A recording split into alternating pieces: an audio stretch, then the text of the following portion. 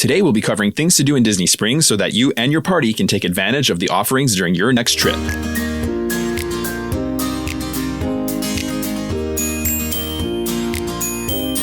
Hello and welcome to the Let's Go to Disney podcast. I'm your host Oliver. Today is Sunday, December 31st, and you're listening to episode 16, Things to Do in Disney Springs. I hope you all had a wonderful Christmas season and got to spend some time with your families, enjoyed some delicious food, watched Christmas movies, or whatever traditions you and your family have. We're floating in the time between Christmas and New Year's as we speak, and I'm telling you right now, I've definitely been eating way too much. But we've definitely enjoyed the time together, and it's been a good recharge before I go back to work after New Year's. I know some of you more than likely had to work over the holidays, depending on what you do. I've been there, and I feel for you. Thank you for what you do, whatever that may be. I also want to take a quick second to acknowledge you. Thank you for tuning in and following along with us this year. We're really excited for 2024 and we'll continue to bring you even more Disney content this coming year. With that said, before we get into today's main topic, being that today is New Year's Eve, let's look ahead to 2024 and go over some of the upcoming park changes and updates slated for this year. Disney announced earlier in 2023 that 3 big changes would be taking effect on January 9th, 2024, and this is right around the corner, so unless you're in Disney World as we speak, these changes will impact your next trip. Number 1 is the phasing out of Park Pass reservations for date-based tickets, which is the tickets that most guests purchase. Quick reminder that for date-based tickets, you choose the start date of your tickets, and then depending on the amount of days you choose, you will have a set amount of time to use those tickets. They do not have to be consecutive days, but you do have a window of opportunity to use them. That'll be specified when you make your purchase. Prices vary by time of year and start date, and the amount you pay per day depends on how many park days you choose. Note, non-date-based tickets, like annual pass holders, will still need to make Park Pass reservations even beyond January 9th. Disney announced that there will be good-to-go dates where even annual pass holders and other non-date-based tickets will be able to visit the parks without Park Pass reservations. They will announce these dates on a rolling basis beginning in January. Number 2, all-day park hopping is back. Starting January 9th, guests with park hopper tickets and annual pass holders will be able to park hop at any time of day. Since the parks had reopened after the pandemic closures, park hopping was only available after 2 p.m., but no more. Meaning you could enter the Magic Kingdom at park open, snap some photos of the castle, and immediately hop to another park. No more time restrictions. Number 3, the return of the Disney dining plan. For stays beginning on or after January 9th, guests with packages that include tickets and a Walt Disney World Resort hotel stay will be able to add on the dining plan to their package. Prices are per person, per night. All party members on your reservation need to have the dining plan if you choose to get it. You can't pick and choose who gets it. All party members must have it. There will be 2 options upon its return, the quick service plan or the dining plan. The quick service plan includes 2 quick service meals, 1 snack, and a resort refillable mug. The dining plan is 1 quick service meal, 1 table service meal, 1 snack, and a resort refillable mug. You do have to crunch the numbers to see if this is worth it for you, because you don't want to leave credits unused. And it is a lot of meals, so make sure this makes sense for you. On December 19th, Disney announced that the Voyage of the Little Mermaid at Animation Courtyard, which had remained closed since the pandemic, will not reopen. But it will be replaced with a brand new show named The Little Mermaid, a musical adventure. It will feature your favorite songs from the movie like Part of Your World, Poor Unfortunate Souls, among others. They released concept art of the stage and it looks phenomenal. Construction is already underway and it is slated for a 2024 open. Disney announced they will provide updates in the coming months, and we will presumably get an opening date later this year. The new DVC tower at the Polynesian Village Resort is set to open in late 2024. This new tower will feature new rooms including villas as well as bedroom suites. It will have new dining options and other amenities that I'm really looking forward to seeing. I'm keeping my ear to the ground for new announcements as construction progresses. Still in DVC news, Disney previously announced that the cabins at Fort Wilderness would be completely refreshed and be converted into DVC cabins. They released concept photos and I think these look great and it will have lots of room to stretch out. A timeline for opening has not yet been announced, but they are set for a 2024 open. In Disneyland and Disney World, early in 2023, Splash Mountain closed in both parks. They are both being rethemed to Tiana's Bayou Adventure. They are slated for a late 2024 open, and construction has been underway for a while already. If you have been to either park in 2023, you likely saw walls, scaffolding, and some elements starting to take shape like Tiana's Food's water tower. The ride system is not changing. It will still be a flume ride with that big drop you know and love, but the scenes and songs will be completely different. Still in Disney World Disneyland, Star Tours is getting new scenes to keep up with the content that's been released in recent years. If you've ridden Star Tours, you know the scenes are randomized, so you never know which one you're going to get. I personally love Star Tours. I like that it's a different experience every time that you ride it, and it definitely doesn't get enough love. Over in Disneyland, Haunted Mansion is getting a refresh. The outdoor queue for the attraction will get an expansion, which will include new lore to immerse guests as they are waiting to experience the attraction. It will also see a new gift shop near the exit. These changes are set to begin construction in early 2024. Still at Disneyland, Disney's Paradise Pier Hotel is being converted into Pixar Place Hotel. It will officially open as the reimagined hotel on January 30th. If you are starting to plan a 2024 trip to Disneyland, you should definitely consider staying in the newly reopened resort. Early entry is changing for Disneyland starting on January 20th. Until now, early entry was available to Disneyland Resort guests at both California Adventure and Disneyland Park. But now this will alternate. Early entry will either be at California Adventure or Disneyland, but not both. This is not so great for resort guests, but does allow non-resort guests to plan around early entry. Disney Cruise Line is also getting some love in 2024. The Disney Treasure will be the newest ship to Disney's fleet and will have its first sailing on December 21st, 2024 over Christmas. The brand new ship will sail the Caribbean and will start with 7-night cruises. It and the other ships will be visiting Lookout Key at Lighthouse Point, which is Disney's newest private island, also opening mid-year in 2024. It looks like an even better version of Castaway Key. Wow, that's a lot. There's so much coming to the parks in and beyond 2024, and I'm definitely excited to see and experience the new offerings as they start to open. I've said this before and I'll say it again. Disney is always refreshing their parks and resorts, and that in part is what keeps us coming back. Having said that, let's get into today's main topic. In today's show, we'll be covering some of the offerings over in Disney Springs. We'll go over some of the best places to eat, whether that's table service, quick service, or snack locations, the shopping, and available entertainment. There's a lot going on at Disney Springs, and you can easily spend a few hours here enjoying some of the offerings, and it's a nice change of pace from the parks. Having said that, Disney Springs can and does get very busy, especially on the weekends and Friday and Saturday evenings. If you're looking for lower crowds, your best bet is to go during the day, during the week, or weekday evenings. If you're staying on Walt Disney World property, to get to Disney Springs from your resort, depending on where you're staying, you'll either be taking a bus or a boat. All Disney resorts provide transportation to and from Disney Springs. Note that there are no buses from Disney Springs to the parks. So if you're coming from a park to Disney Springs or want to get to a park from Disney Springs, you'll have to take a bus or boat to a resort and then a bus or other form of transportation to the parks from there. If you are driving to Disney Springs, note that the parking is free at Disney Springs. Buena Vista Drive actually has digital message boards that will tell you which lots are at capacity or have availability.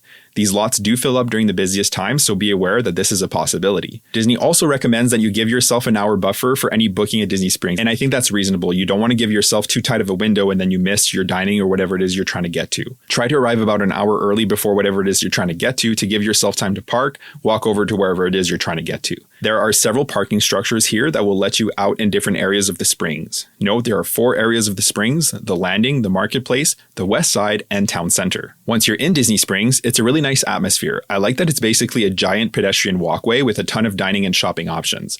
Some of the best restaurants on property are at Disney Springs, so it's definitely worth your time and money to make a trip here and try some of the offerings. Let's break down some of the best places to eat at in the Springs, starting with table service restaurants. Let's kick things off with the Boathouse. This table service restaurant has a nautical theme and an extensive menu featuring a raw bar and surf and turf options. It has a good drink menu with specialty cocktails. The blueberry lemonade is delicious, and also has a large outdoor patio space with seating along the water. This is a popular spot, so reservations are definitely a good idea, and you can make those on the My Disney Experience app or Open Table. It's located in the landing area of Disney Springs. Next up, there's Chef Art Smith's Homecoming. This table service restaurant has light and pastel colors, and it serves up delicious Southern comfort food. It has a brunch on the weekends and lunch and dinner, and there are so many good options on the menu here. Their fried chicken is a staple, and it is truly delicious. I recommend it, whether you try the thigh-high chicken biscuits, the entree, it's all delicious. They have moonshine cocktails on tap here that are fruity and delicious, as well as some delicious dessert options as well. I've never had a bad dining experience here. It's always good. This is also in the Landing. Morimoto Asia is another notable table service location. This is an upscale pan-Asian restaurant with prices that reflect that. The dining room is beautiful and it has a second story with a full sushi bar. The Morimoto spare ribs are delicious. They have ramen, noodles, fish, chicken, Peking duck. There is some really delicious options on the menu and a nice atmosphere. Really good spot for date night, and it's also in the Landing. Raglan Road is an Irish pub restaurant. The look of the bar and the atmosphere inside is authentic. They've got a weekend brunch as well as lunch and dinner. In terms of menu options, they've got some stellar food offerings and an extensive bar menu. They do have some kid-friendly options here as well. This is an underrated restaurant at Disney Springs in my opinion. It has a great atmosphere, great food, and it's definitely worth it It's also in the Landing. Next up, there's Wine Bar George. This restaurant has a nice atmosphere as well and is great for a date night. As the name implies, they specialize in wine under the guidance of Master Sommelier George Miliotes. They also have a ton of small bite tapas-style menu offerings that are seriously delicious, like the crispy mac and cheese bites. It's also in the Landing. Frontera Cucina serves up contemporary Mexican cuisine by Chef Rick Bayless. This restaurant features vibrant colors and decor in an open-air kitchen that services some delicious eats. From chips and dip, salads, tacos, and other entrees, you're sure to find something you'll enjoy here. This is located in the town center. Jaleo is on the west side, and it's a massive restaurant with an extensive lunch and dinner menu that features Spanish eats like paella and a ton of tapas offerings that are really good and perfect for sharing as they are intended. They have an extensive drink menu and a fun and vibrant atmosphere. This is another good spot for a date night. This next spot I haven't eaten at yet, but I'm very excited to, so I'm adding it to the list, and that's Summer House on the Lake, which just opened a couple weeks ago. It has an extensive menu with plant-based, raw, and chilled fish options, salads, tacos, sandwiches, pizzas, and a cookie bar to boot. I'm very excited to try some of the offerings at this location. I'm also going to mention Jock Lindsay's Hangar Bar. This is a lounge and not a true table service restaurant, but they have some good eats like their charcuterie pretzel and deviled eggs, as well as some good drink options. The lounge is themed to Indiana Jones, which is very fun. There's even a nod to George Lucas inside. It's a fun stop for a drink and some light eats. This is by no means an exhaustive list of the table service restaurants in Disney Springs, but it is some of the most popular for good reason and some of the best in my opinion. Disney Springs has family-oriented options as well, like T-Rex and Rainforest Cafe. They also have good places for pickier eaters like Planet Hollywood and CityWorks. In terms of quick service, there's a long list of stellar options. The Polite Pig is a modern barbecue quick service restaurant that features Florida-inspired cuisine and many drinks on tap. There are some really good delicious barbecue options here, like ribs, brisket, pork shoulder, among others. It is delicious and is definitely worth a stop. It's located in the town center. Deluxe Burger specializes in, you guessed it, burgers. They've got some fan favorites and will have limited time offerings on the menu as well. They also have good hand-cut fries. It's also in town center. Chicken Guy by Guy Fieri offers chicken tenders with a wide selection of sauces as well as other offerings like sandwiches. If you like to dip, you'll like this spot. They have a huge selection of dipping sauces for their tenders and fries. It's also in the town center. The Daily Poutine offers the food probably most associated with Canada aside from maple syrup, and that's poutine. It features standard poutine with gravy and cheese and some more imaginative options like the Italian poutine with bolognese sauce and mozzarella, pecorino and romano cheese, or the butter chicken poutine with tomato curry sauce, paneer cheese. This location is also located in town center. Cooks of Dublin is right beside Raglan Road and serves up some delicious quick service options as well. Their fish and chips are delicious, as well as the Dubliner Irish cheese and bacon dip. It's one of my go-to snacks in Disney Springs. Very, very good. It's definitely worth a stop here. It's located in the Landing. At the Basket by Wine Bar George, you can grab some to-go options from the same kitchen and have eats like the hand-breaded mac and cheese bites without sitting down for a full table service experience. You can also grab some cocktails on the go, like the Froscato with Dole Whip, pineapple, and frosé, which is a frozen rosé, vodka, and strawberries. Good quick stop in the Landing. Eat by Manit Shahan is another very new restaurant in Disney Springs. We haven't been there yet, but I will the next time we're in Walt Disney World. It's a quick service restaurant serving Indian cuisine by Chef Manit Shahan. There is bread service, naans, bowls, among other options. I'm really looking forward to trying some of their offerings. This is over in the marketplace. And Earl of Sandwich. This quick service location serves us some seriously delicious sandwiches. They're open for breakfast as well as lunch and dinner. They have a wide selection of delightful hot sandwiches, wraps, salads, as well as some good sides like chips and wedges. Definitely worth a stop over in the marketplace. Again, this isn't a full list of the quick service locations in Disney Springs, but they are popular for good reason and some of my favorite locations to eat at. Next up, I'll quickly go over some of the good snack locations that serve up some staples in the Springs. So first up, and probably to no one's surprise, is Gideon's Bakehouse. This snack location is dark and mysterious, but it serves up some of the most popular snack items on all of Walt Disney World property. This always has a long line and sometimes operates a virtual queue. They sell nearly half-pound cookies that are super thick and garnished with an almost ridiculous amount of toppings. They also serve up slices of cake and cold brew coffees. Between 2 and 3 p.m. and 7 and 8 p.m., they also have Hot Cookie Hour, which is one of their cookies served warm with homemade ice cream. It's an experience to stop here, and I do recommend it. Next up, there's Amorette's Patisserie. This bakery serves beautiful pastries and signature cakes and other treats in what Disney describes as an upscale French-style bakery. They have some very elaborate small cakes here as well as other sweet and savory options. It's worth stopping here for a snack or even just to look at the display cases because they are all very well crafted. Next up is Swirls on the Water. This location in the marketplace is your one-stop shop for all your Dole Whip needs. It serves Dole Whip swirls, and soft serve, Dole Whip samplers, as well as floats with with or without alcohol. It's a good spot to stop for a cool treat or dessert. The ganachery is located in the landing, and it serves handcrafted ganache squares in 16 flavors. They also have a few other treats on their menu like ganache pops and toffee and marshmallow treats. Over in the marketplace, you'll find Girardelli's Soda Fountain Chocolate Shop. Here you'll find a wide variety of sundaes, shakes, sweet treats, hot cocoa, and coffee. There are some really decadent and delicious options on this menu, and it's worth a stop.